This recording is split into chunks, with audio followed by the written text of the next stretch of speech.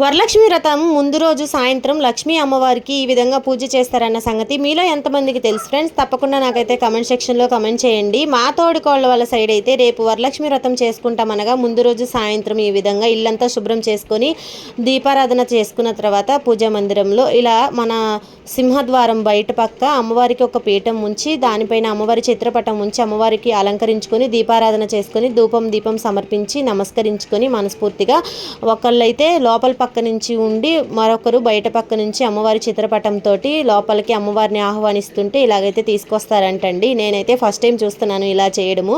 మీలో ఎవరికైనా తెలిస్తే తప్పకుండా నాకైతే కమెంట్ సెక్షన్లో కమెంట్ చేయండి. ఇంకా మీలో ఎవరికైనా ఈ వీడియో యూస్ఫుల్గా ఉంటుందేమో అని చెప్పి వీడియో అయితే తీసానండి.